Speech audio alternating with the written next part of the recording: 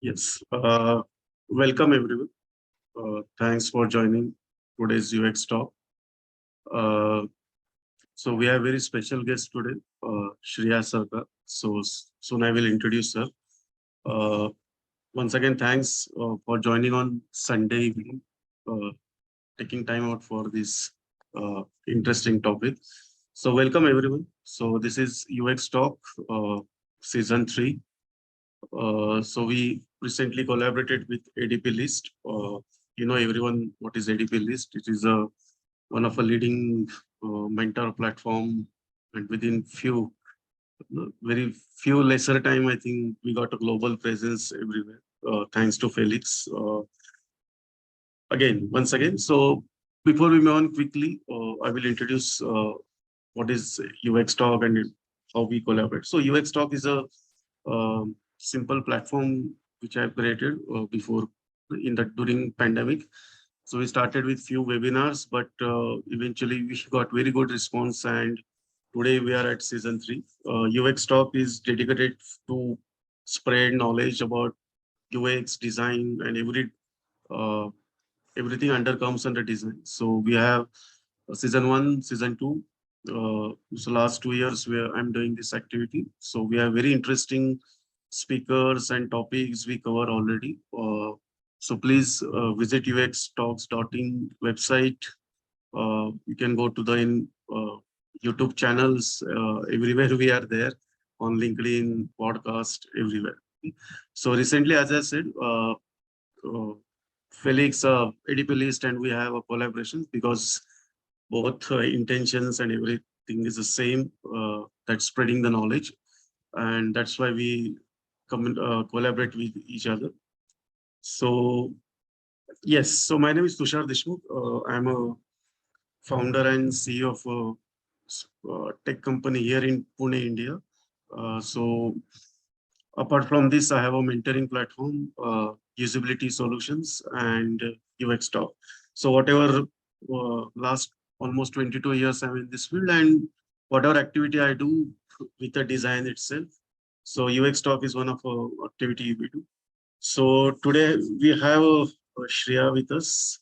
Welcome, Shriya, and thanks for giving us time for this lovely design community. And hope today we will cover a lot of things. Uh, Definitely, they will come to know about what is product designing and everything. So Shriya is a product designer at a Flipkart.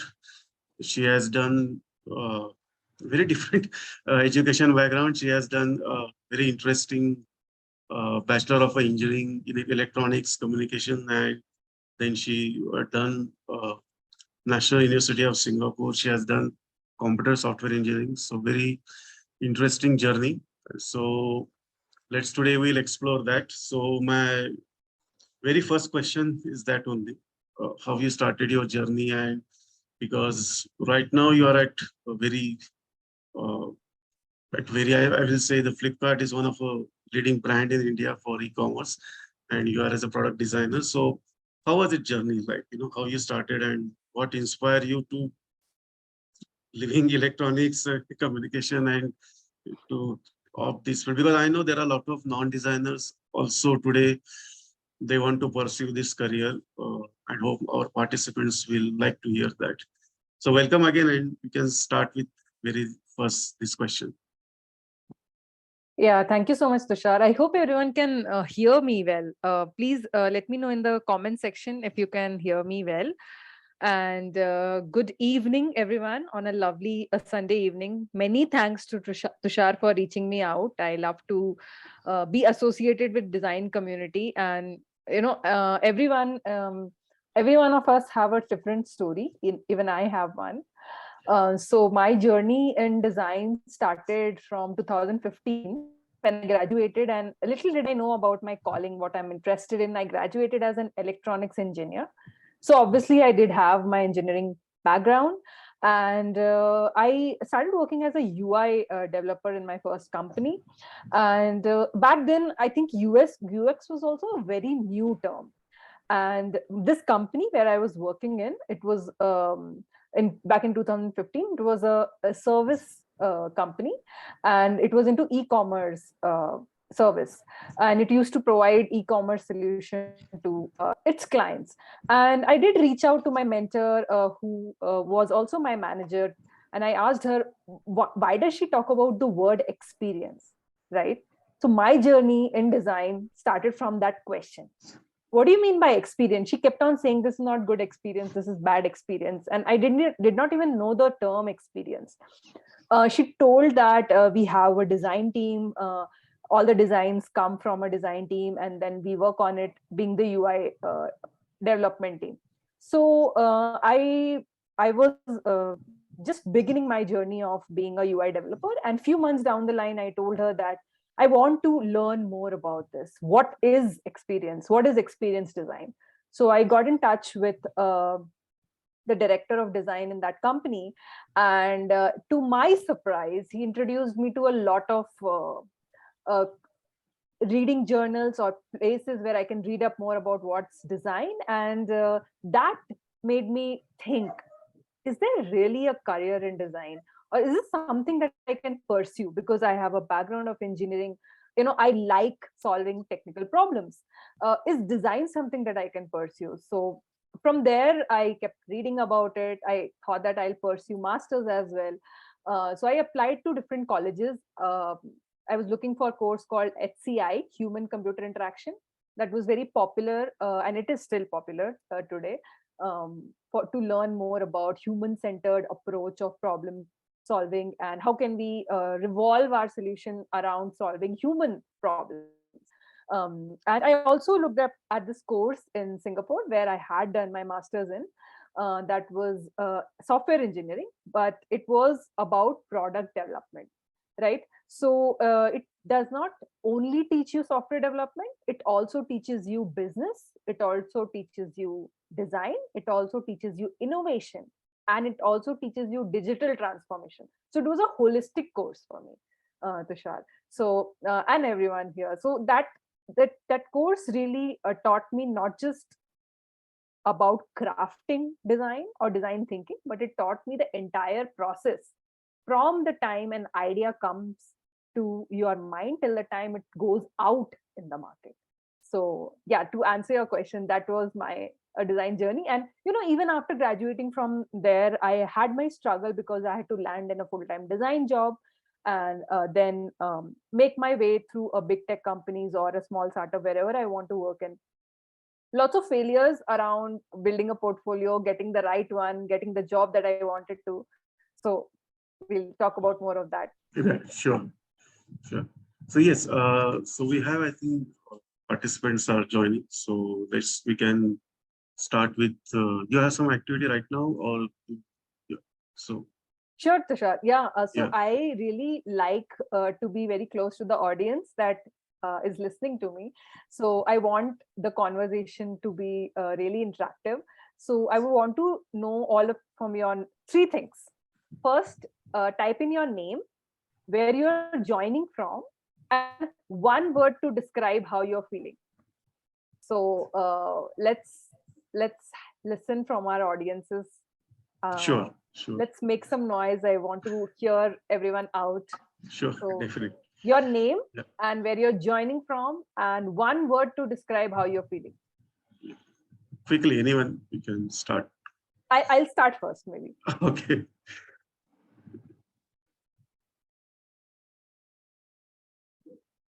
Yeah, I think people are replying on the chat box. Yeah. Yeah, I can see. So Hello, Pankaj, everyone. Hello, Ritika, Dinesh. Sabrina. Oh, sleepy. Sleepy. So I you hope must we be don't make you sleepy. okay. Right. The honesty is always better, right? Hi, Alison. She's joining Yeah. us from Florida. Hi, Alison. Yeah.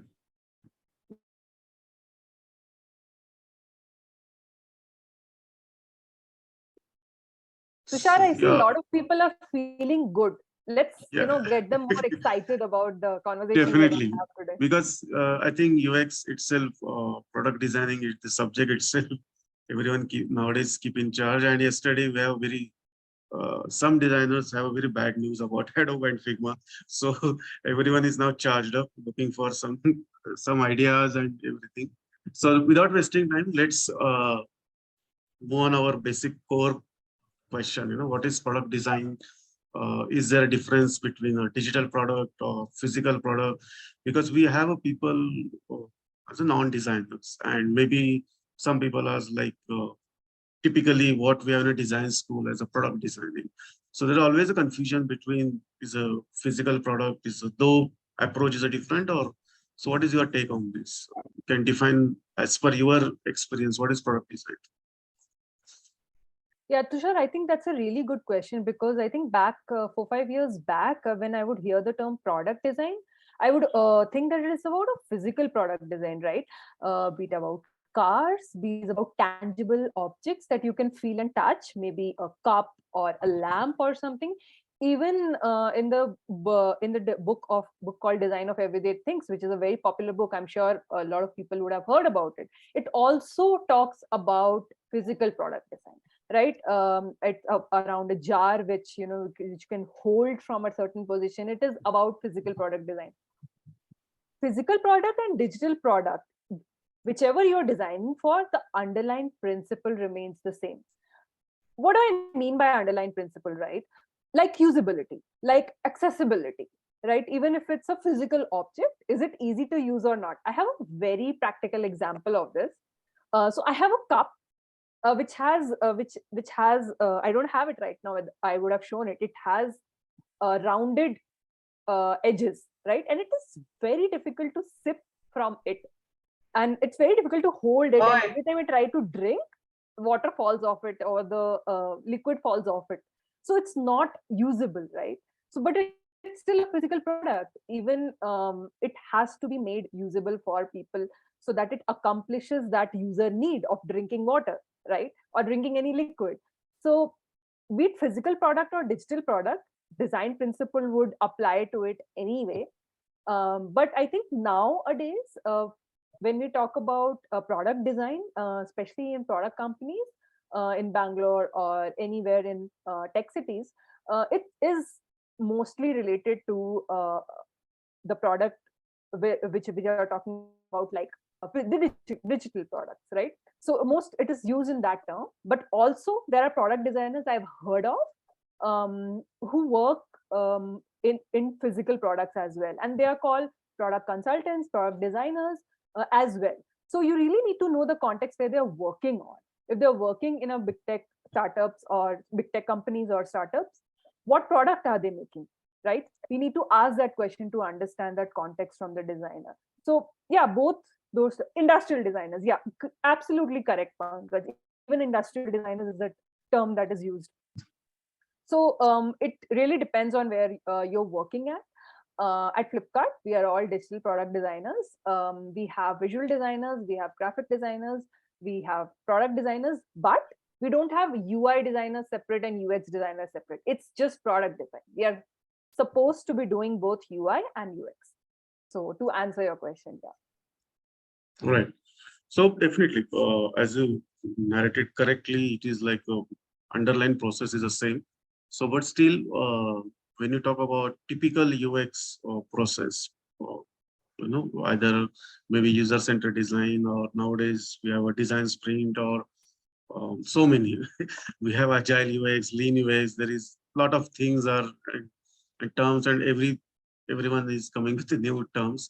So while applying these processes, do you find any difference, or what we should do, or where should we focus? Because as UX research is there, always will be there. So how you start, and what is the difference in these processes like? Yeah, very good question, I think, Tushar, because, process, if you just do a Google search right now, also, if you just do a Google search and write design thinking, you would just get a 5-step process, right? Ideating, proto research, prototyping, design, and test. But is it what you apply in industries? Maybe no. Why? Why is it so? Have you ever asked that? Because it's not really a waterfall 5-step process which you use in companies, that you do research, you do design, do you test, you prototype, and then you repeat it. It's it would solve your problem. It is not like that, right? Even when I started, I thought that, it's just a 5-step process that I follow and it will help me achieve my user goal. But I was clearly very wrong. Design process in companies, especially product companies, is not a 5-step process or what you see in um, I can see boom. No, it's okay. I think it's Okay, okay. sure. Yeah. Oh, yeah. Yeah. So the iterations and everything, it's not what it is in the real industry. So what is it actually? I would say that it is really haphazard what you see in industry. You start your research, maybe you make some validations and you don't have time to do research. Then you go deep into the problem statement and understand whether it is actually a problem or not. Many Right. a times we get into solving something which is not a problem, or we create new problems and try to solve them. So that's not true, right? When you're working in industry, you need to know if it's that a problem or not. If that's something which your users want, is that something which your business is trying to solve? You have to ask that, go really deep into the problem statement without even thinking that you have to design or iterate or do anything else after that. So I think as product designers, where we miss going aboard or going further is understanding the problem statement very well. You have to really question the product manager that why are we trying to solve it, or what is it that we're trying to achieve, what is the underlying goal behind it, right? So then after that, when you decide that this is something that you want to solve, you do more research about it. Obviously, you create design, you do prototype, you test, you iterate again on the entire process, and then you take feedback, you work on it over and over again, you iterate again, you take more feedbacks, you take feedback from different stakeholders, you take feedback from your users are also stakeholders, and then before it comes out as a version to the market. Yeah, I mean, if you're going really deep into the problem, only then you can be sure of that the solution that you're making is correct. I'll give you an example also.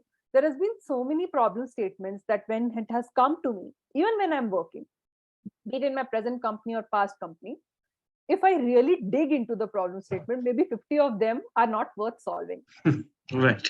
right? Because when you're Definitely. making engineers work on something which is a Right.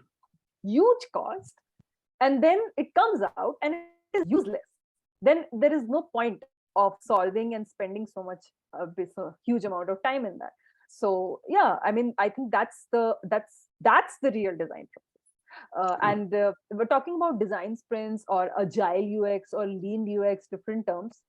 All of them are based on the design thinking as their theory. Like they're based on design thinking principles, all of them. They are based in different companies that try to follow different kinds of design practices. They're termed differently. You can also use a design sprint in your company as well. Design sprint is a 5-day process. If you want to learn more about it, you can read the book called Sprint. And Yeah. that it's a 5-day process where you quickly design and ideate and test it out in your users, because a quick solution is something which people can see and they can think whether they want to invest their time and money on it or not. It's a very quick way of idea generation and testing it out with your target audience. It's a 5-day process, and I think it's very good. If you yeah, so it's a great book. I'm sure I think everyone should read it, because it goes very deep into the idea that how fast you can get feedback and how fast you can get something out, because people get excited when they see something out, and because they can comment on it, they can see whether it Right. is passing or failing, or right. So yeah, to answer your question, that design process is Yeah. not a straight or circle or Okay. rectangle or uh, Definitely. hexagon or pentagon. It is like this. I think that is up to entire team. Sometimes team challenges are more. Uh, so Gaurav, I will share. So he's asking which book. So I have a link. I will just paste it. Okay. So now, as you correctly said, it is a process and that how problem solving everything. But see, there are some people are already working with the service sector, and there is a process between service sector companies, and then you move on product companies. So definitely, I think you also started with some startups, and then you go on a service sector. How it is like a mindset basically, because challenges are different. Definitely, the process wise may be same, but because there is definite set of users, we are doing service sector. We don't know which is my next project, and but here you have to. I think you have two challenges. One is your obviously product itself, which user is outside. I think more is your in-house people. So you have very big stakeholders in-house also, because someone's product vision is that revenue model, everything is there. So working designer as a service-based companies, or when they move on a product base, what are the challenges and what is the difference in it? So I've worked in a service company also before. This was back in the time of 2015, and now I work in a product company. One difference that I definitely see, some stakeholders are here, some stakeholders are there, and that is one thing that you have to really work on. That a service, you're essentially in my previous company, my first company, I was actually working for a different client, and we were providing the e-commerce service to them. That was our service that we used to provide. So there were large amount of stakeholders were there. There was some development team was in-house, whereas the business team and the product team was on that side. So this was back in 2015. Things would have changed now probably. So yeah, that is there in a service company. Also, I think there is also some confusion regarding service design and product design, Tushar. I'm not sure if you're also referring to that, because Yes, service yes. design, okay. So service design it's not tangible. Services are not tangible. It's intangible, right? It's the experience. It's the holistic experience that you provide. So let's say, I'll give you a very practical example. Let's say you are trying to solve for social isolation in an elderly people or something, or social isolation in adults. You can't solve that with one product, right? It's not something that can be done. You just download an app and your social isolation is gone, right? It's not that. So back in the time when I was in Singapore, we worked on this service design project where the solution to social isolation is not a product. It's the whole experience that we provide to these elders, in the form of, like, right from the time we identify them, we ask them to come to a place, we detect their issues, we provide them medication, we get them from their home, we ask them, we give them an environment to interact, and as a part of that service, there's also a product which measures their vitals and gives them recommendation about their health, and then we drop them to their home. So it was a whole service journey. It was all the touch points that we do with our users, not just a product which solves. It's not tangible. It can perish. It's a service. It's something which is perishable. But in a product company, you work on something which is tangible, which has certain market value, which goes out in the market and people use it, and they give feedback on it, right? So it's about that's product design, which is very different from the service design. So yeah, I hope that clears. Yeah. I think I just take one question, because that was what we are. So Pamela is asking about what was your life journey from switching from service to product-based company. Can you share your experience and insight? So I think you covered mostly of that answer, but okay. Yes. So Pankaj, I will take a question. I definitely am watching the question, so I will take. So moving on.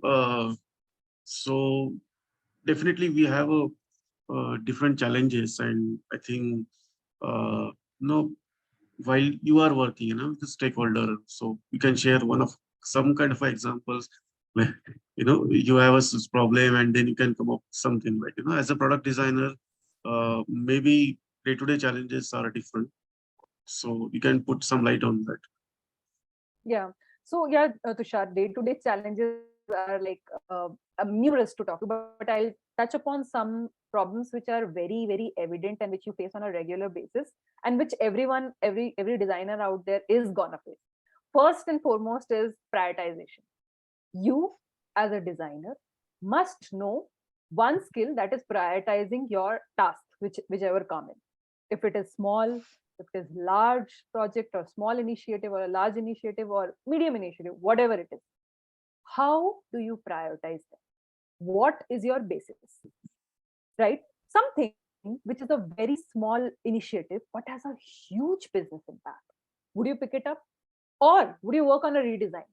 Right? These are the decisions that you have to make on everyday basis and very fast in a company. Like, is it a bigger initiative which is going to take you 4-5 weeks or something? It's a smaller initiative which is going to take you 2-3 days but has a huge impact. But a bigger initiative has long-term impacts. So you have to take that call every day, and you must understand, you must be able to analyze the impact of your design. So how can you know the impact of your design work? There are many ways. You should talk to your PMs a bit more and understand what is the outcome of this project, what are we trying to achieve, and you should believe in that. Only then you would be able to understand the impact of your work, right? You would know that this is something which our users are definitely going to need. We should work on it. This is what lots of people are saying as feedbacks. That is one. Prioritization, I would say, is very, very important. I did understand it much later in my career, but that's one. And second, I would say, is collaboration. Hands down is one of the most underrated skills that you should have as a designer, is to be collaborative. You have to be collaborative with a lot of stakeholders, and you have to have empathy for each of them. We say so much about user empathy, and you should understand your users, but you should also understand your stakeholders, right? And these Right. stakeholders are your Right. PMs, right? Right. Your developers, your peer designers. But why should you understand them? You should understand them to understand their perspective, right? An engineer must tell you that, hey Shriya, this design is going to take 6 to 8 months or something, and we don't have that much time to market. Can you design something alternative which might be useful? Or a developer might give you technical constraints that this design one is going to create some heating issues maybe on mobile phone, or it's going to take more battery, or some feedback that is very useful for you. You should understand their empathy. You should also talk to your PM to get the underlying goal. For example, like all of you, imagine that you're trying to solve a puzzle, right? You should all be solving the same puzzle, and each of you are connecting those dots. Like a PM is maybe making the top part of it, or an engineer is making the bottom part of it, and you are like collaborating between all of them, right? It's like that. It's just like a puzzle. All of you are solving that puzzle. And the another important skill, which I think Pankaj also mentioned in the chat, is definitely communication. Communication. Communication Yeah. comes in collaboration, because Right. until you can communicate well, you can not talk to all your peers. You'll have to understand them. Sometimes it really depends on the questions you ask. I have seen differences when I changed my questions when I was talking to certain stakeholders. You have to change your questions according to who you are asking, right? Right. If there's a director of product, you can't ask them very things which a design peer will tell you, like font or hierarchy or something like that. Or probably they'll comment less on visual side of the product, but they'll comment more on the overarching goal that they are solving, the strategy that they want to use, and the directional approach, right? So you should know what to ask from which stakeholders, right? So that's a very important skill, I would say. And another important skill which I think is very useful that you should have, and it will come when you grow up in the ladder, is design critique. Because you should be able to give that critique and take a critique from a peer, and not take it on a personal way. They're not critiquing on you, they're critiquing on your work. So I'm someone who loves to take critique. If someone is critiquing on my work, I would like want to just make them comment on every part of my design and tell me what's wrong, why is it wrong, ask them more questions on it. So I love having a critique. I'm still learning how to give a critique, but getting a critique is something which I think Right. you have to master. So yeah, Definitely. that's about I it. think what you are correctly point out, it is all about UX maturity. It is not about me, but even my team should be have that maturity. And for that, I think every UX designer should take effort, and you talk, as you correctly said, talk to PM, talk to technical teams, because sometimes we work in the silos, and all havoc and chaos we see on the floor. Yes, so definitely one more question I think Pankaj has, so I will take that. Then I will move on my question. Should we? Acha, I will ask other participants also. If you have some question, please start putting on a chat. So obviously, we'll take relevant questions to the topic, and so please start. So start use Zoom chat for your questions. Okay, so Pankaj has one more question. Should we be a generalized like know about UI UX interaction, design animation, or choose one specific field and become a pro in that? What is your thought? Basically, it's like he is asking again how you, and I think he is asking one more question about language. Communication is a part, the English, or I think that is not an issue here, but still, if you're yeah.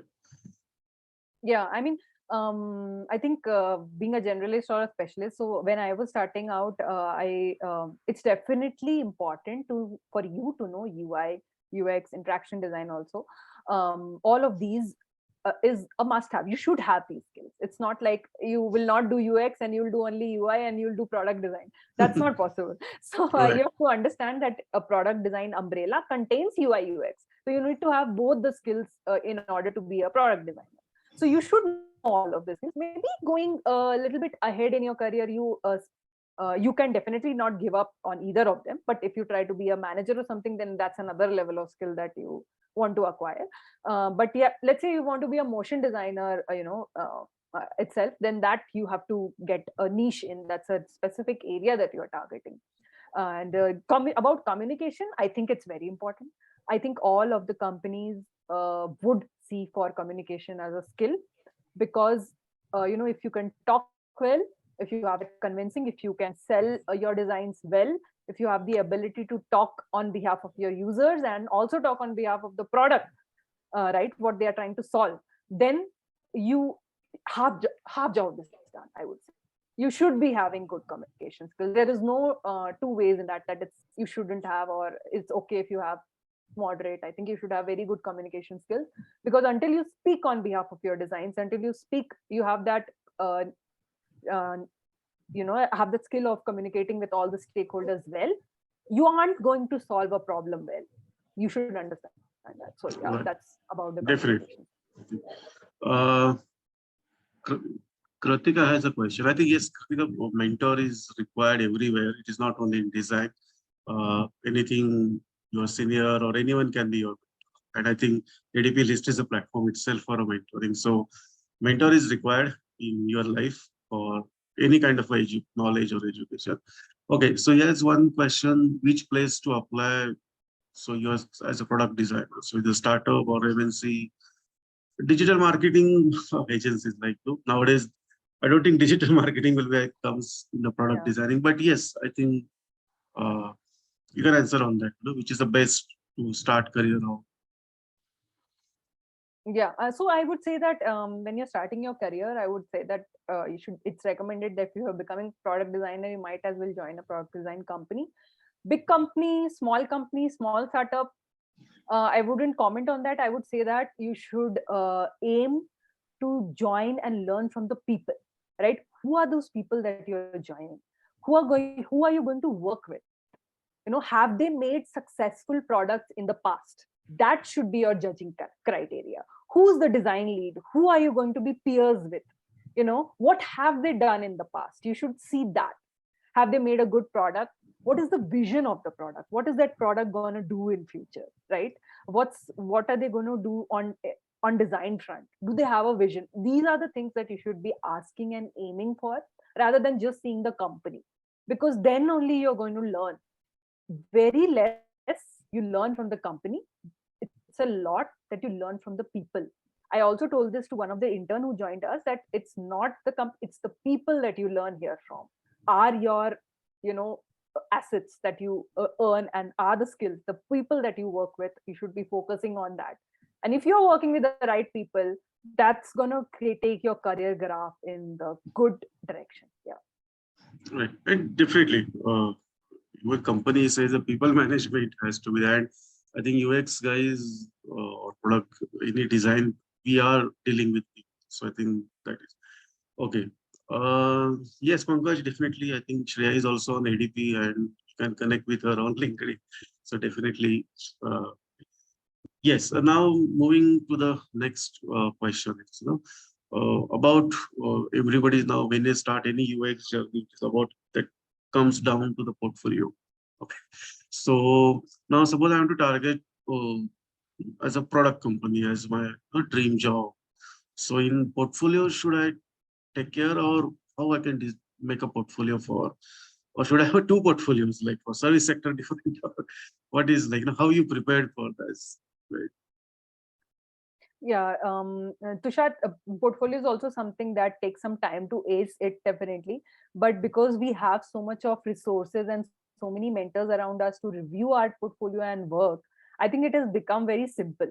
For portfolio, I'll just give one magic mantra, and I think that's gonna just help everyone out here. Is that you should be having case studies, that everyone says you should be having design case studies in your portfolio, but those design case studies should be scannable, right? If just someone is reading the headings in your design case study, they should know the story. It should be just correlated with each other. If that is there, no, 100% I'm telling you that lots of companies are going to reach you if they understand just the headings, from the headings, that what is the case study that you have written. So that's one. And so definitely you should have a couple of case studies. If you don't have industry exposure or the companies that you've worked in, you can take hypothetical problem statements and solve it, because all the companies look for is your ability to think through a solution. How much are you exploring? How many different types of solutions have you seen? Why have you nailed one solution? Why did you choose this? Okay, you explored four solutions. Why did you choose the second one? If that is there, now that is enough. That is enough. And the ability to see your shortcomings from your design case study, and noting down your learnings, that this is what I learned. I didn't have all the resources, but this is what I learned in this resource. That can be your learning. If I had all the resources, my solution would have been so and so, whatever. So ability to, having that thought going around all over, and then the ability to nailing down to one solution is very critical, that I think companies see in the portfolio. There are also other things, obviously your visual design skills. How have you written the case study? Is it making sense or not? Have it reviewed from a couple of people. Is it making sense for them? Maybe it's making sense for you, but it doesn't make sense to the other people. You should check that out also, because that Right. has happened to me, that it makes very good sense to me because I have only written it and designed it, so I know everything, but somebody Right. else reading it is finding it difficult. And I have seen that in a lot of portfolio reviews online also. I see that people write very nicely, but when it comes to the other person reading it, they don't get it. So you should have the so I got, when back in 2020, when I was trying to switch a job, I was getting my portfolio reviewed from different kinds of people. Someone in e-commerce, someone in not e-commerce, someone from Asia side, someone from US side, someone from product company. So I did that because I was aiming for an e-commerce company, and that really helped me. So yeah, that folks should do. Right. Definitely. I think portfolio should be a dynamic itself. It is a storytelling that you have to do. Okay, there are some couple of questions. So what extent should a designer know about the coding knowledge in order to collaborate with the developers? Yeah. See, definitely you don't have to know coding, like no, but there's Mm. it's better if you know basics of HTML and CSS, because that itself solves a lot of, you'll understand if it's technically feasible or not. So basics of HTML, CSS is good to have. You should read CSS box model. That's something which is directly applied in Figma also when you design. Mm. So you should read about that, I would say, but not like you should know JavaScript or a React or something like that. Me, I already come from a coding background. I have already coded, so it becomes little easier for me to convince the developers, because then I can tell them that try this probably, or try that, or I can help them push little, that this is something that we can do, because I think it's not going to take a lot Right. of time. Right. So I No. understand that a little Yeah. bit more. And yeah, developers are like sometimes they will pull your leg. So that's time. I think if you're a coding language, then you can okay shut up. You can work on this thing. Right? So I think Yeah, definitely, because developers are sometimes they think, oh, designer, they don't know anything coding. So they whatever don't know we tell, anything. Yeah, basics of so HTML, CSS, I think it's fine. yes, I think question is also similar question. What kind of a skills you need additional skill? I think you have covered many things.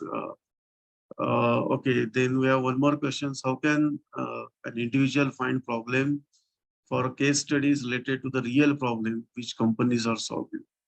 Okay, I think that will be difficult, but yeah.